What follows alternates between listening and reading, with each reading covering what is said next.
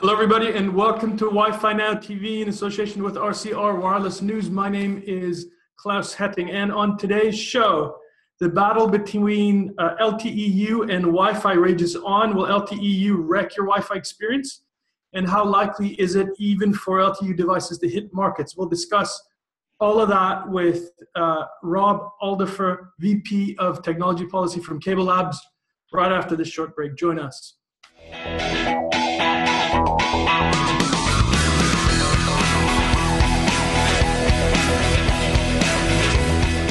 Telecom Careers, the #1 global telecom and wireless job board, telecomcareers.com. All right, welcome back, everybody, to episode 13 of Wi-Fi Now TV. It's great to be back. We have a great show for you today.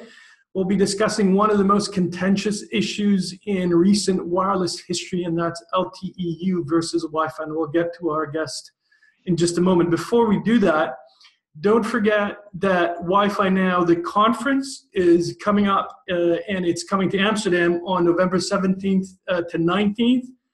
We're still about 3 weeks away. If you're in the US and you're watching, you can still make it. Drop me an email at klaus@wifinowevents.com if you're interested. We've got all sorts of great deals going on, and it's going to be a fantastic show. We've got lots of carriers there, cutting-edge Wi-Fi companies, and so on. So go to Wi-Fi Now events.com/Europe and check out the program.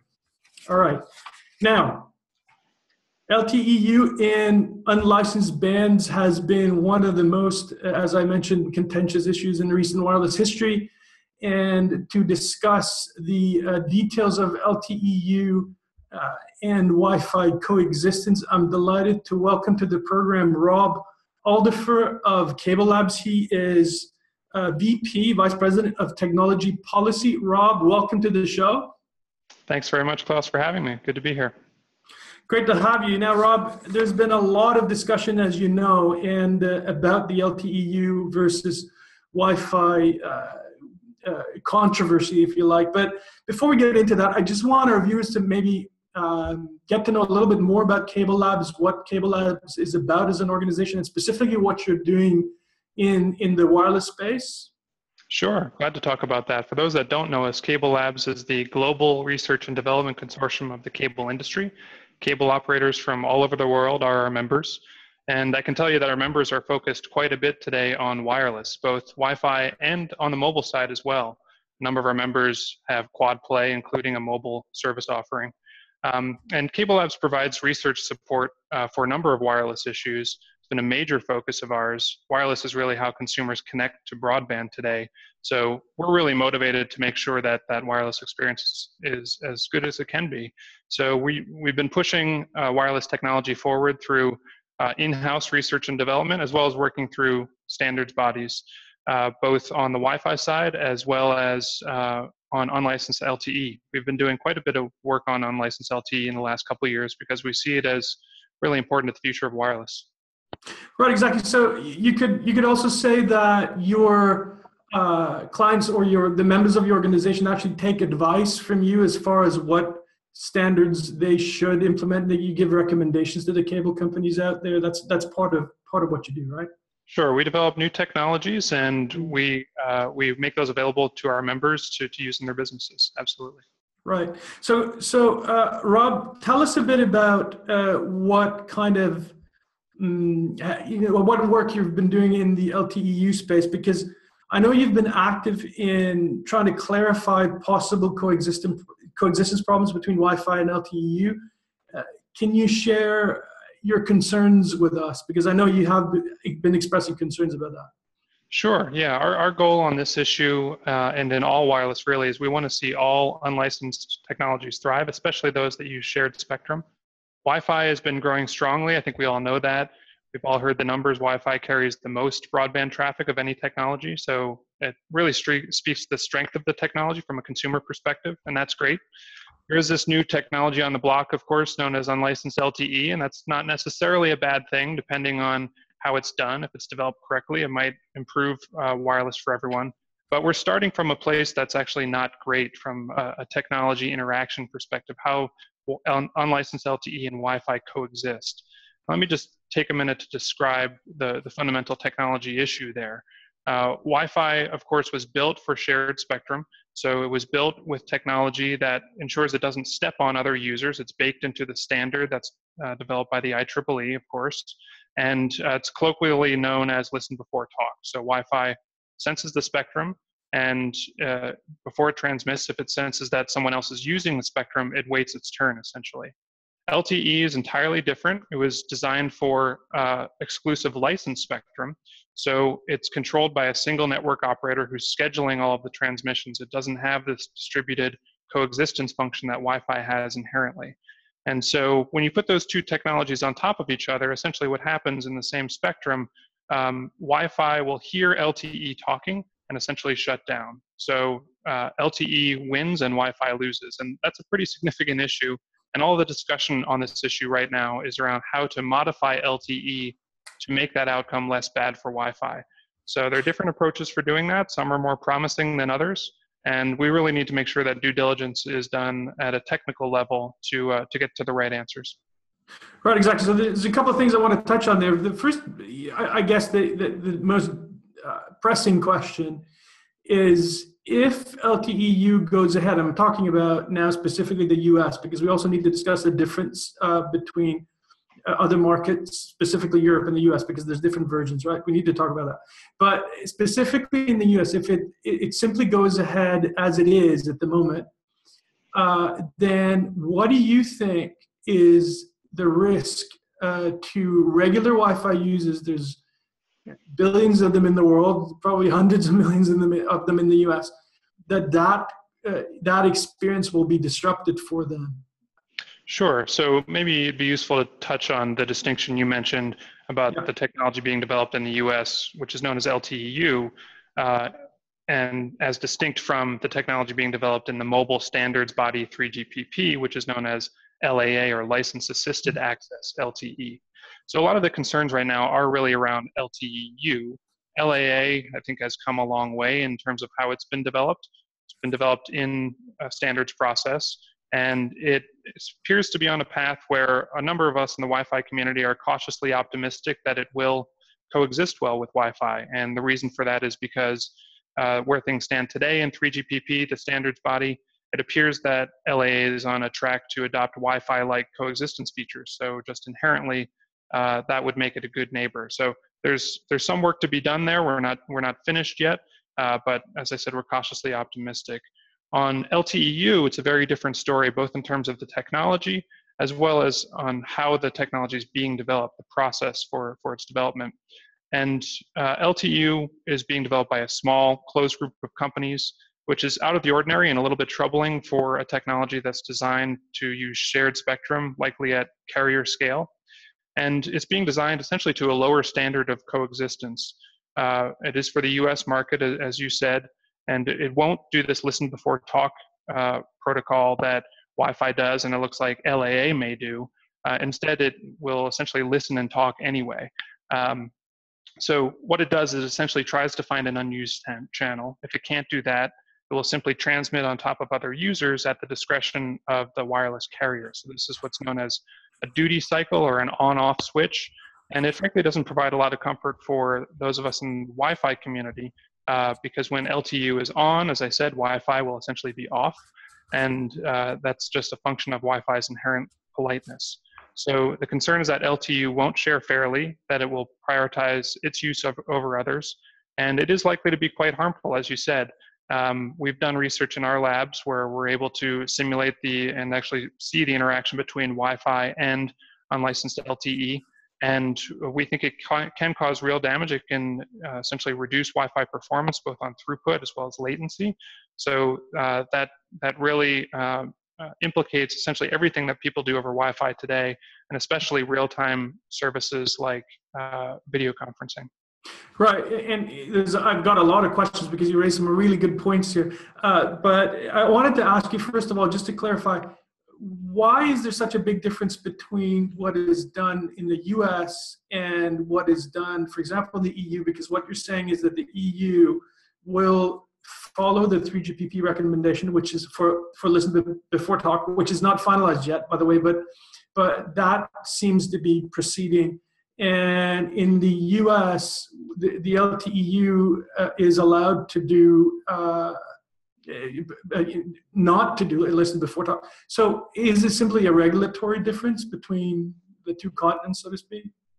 So perhaps it starts there, but that's not the whole story.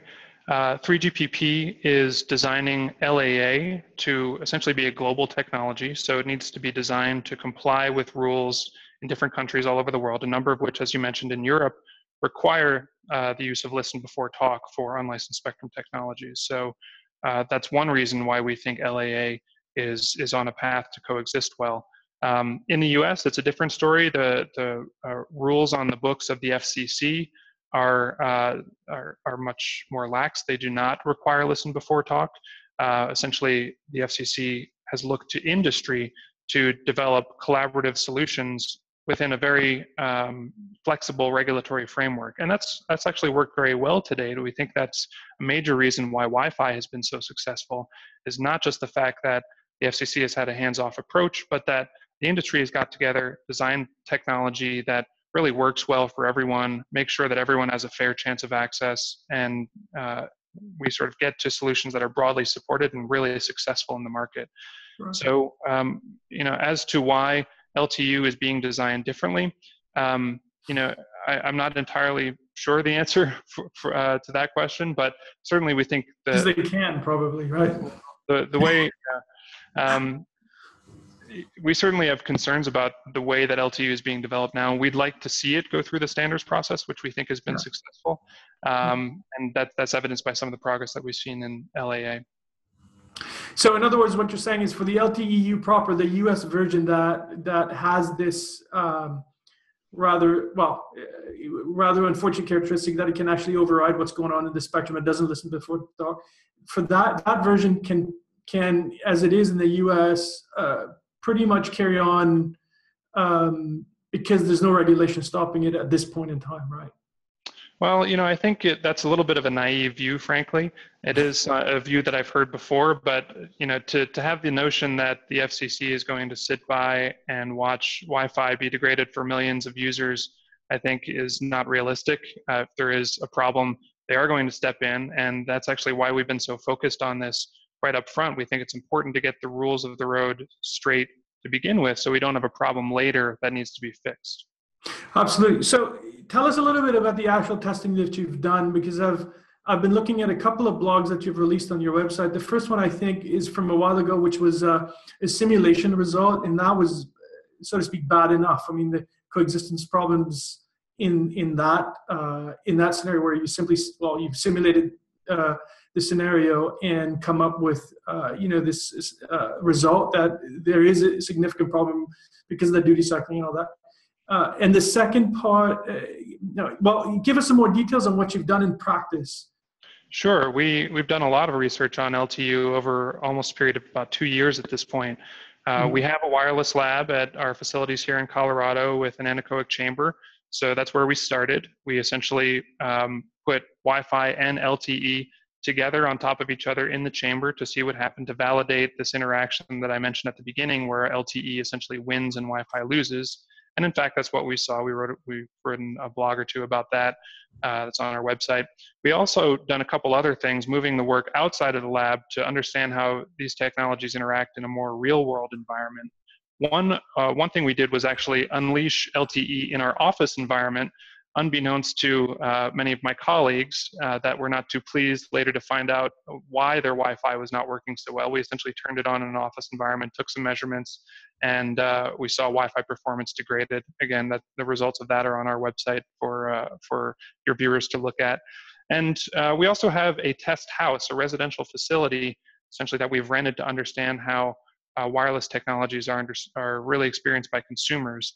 And so we've done some work there, and across all of these scenarios, what we're finding, both in just unmodified LTE that's put on top of Wi-Fi, but also LTE that uses this duty cycle process that I've mentioned, this on-off switch, it really can have really significant impacts to Wi-Fi performance. A lot of it depends on how it's done, and frankly, that's the reason for a lot of the concern in the Wi-Fi community right now, is that the LTE-U the proponents of LTE-U have not put a lot of framing around how LTE-U will be configured and deployed. So within the specifications that they've written, it can be configured to be quite harmful to Wi-Fi, and that's one reason why we think we need a collaborative technology development process through standards bodies to get to solutions that we know work. And what's your response to some of the companies out there that are developing LTE-U technology right now that are showing demonstrations that, according to them, prove that there's absolutely no coexistence problem and so forth? I mean, there's a number of those circulating, right? Sure. Everyone has their own research and their own results, and in reality, both can be true at the same time. It's not that I think one side or the other is necessarily has the right results, but I think it is clear that depending on how the technology is developed, it can be harmful. And so the reason that we think we need to really have an open, transparent, collaborative development process is in part because of this conflicting research that's out there. We all really need to get together and understood how to make this technology work for everyone. And is there anything you think the Wi-Fi industry in general should be doing in addition to what you guys are doing? Because obviously you are strongly voicing your concerns and so on. Wi-Fi Alliance is to some extent. Other than that, there's not much opposition, and sometimes I tend to think that the mobile industry is a huge marketing machine, and the Wi-Fi industry is probably a little bit more scattered. Is there something else that the Wi-Fi industry should be doing to address the issue right now? Well, so from my perspective, and from the perspective of a lot of the folks that are steeped in this issue, this is really, and it sounds technical, but it's an issue about broadband access fundamentally. So I'm not sure that we can ever really be talking about it enough, because broadband is really so important to consumers and to our society. It's how government reaches citizens, how students learn, how everyone stays engaged. Wi-Fi is really how people experience broadband, and it has a bright future, that's to be sure, but that's no accident. It took concerted work to really build the technology. So understanding the issues here, communicating them, I think is really important.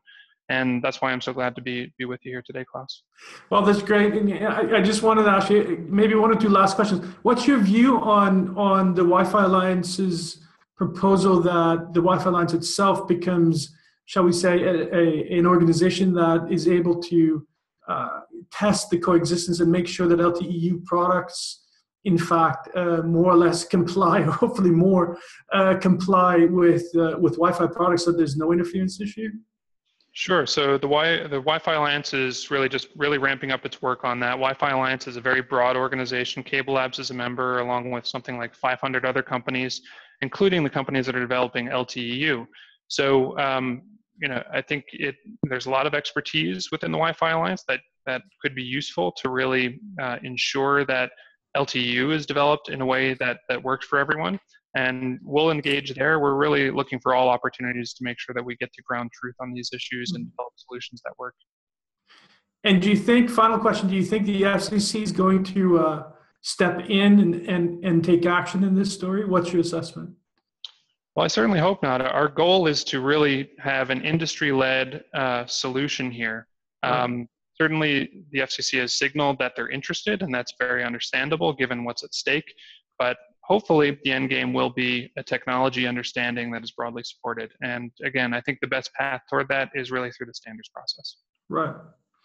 Very good. Rob, it's absolutely great to have you on the show. And we're always delighted. We've had CableLabs on the show before talking about fills and so on. And you always provide a lot of great input and discussions. And we'll also be delighted to have you back. So please come back and tell us more. All right. Thanks. Thanks so much.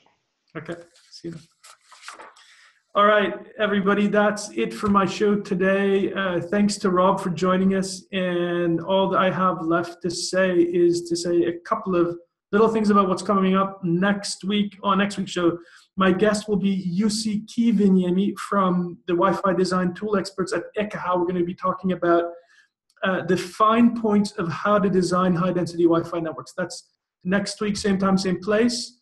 In the meantime, don't forget Wi-Fi Now, the conference is coming up. I want to see you there. By the way, we're going to be discussing LTE-U in all its forms in Amsterdam in November at the conference. So it's a great opportunity to get to know more about all of that. See you next time, and thank you for watching. Wi-Fi Now is a production of RCR TV News. To suggest a show topic or to learn more about Wi-Fi Now events, you can reach Claus Hetting at klaus@hettingconsulting.com. To find out more about Wi-Fi Now and all things wireless, visit rcrwireless.com.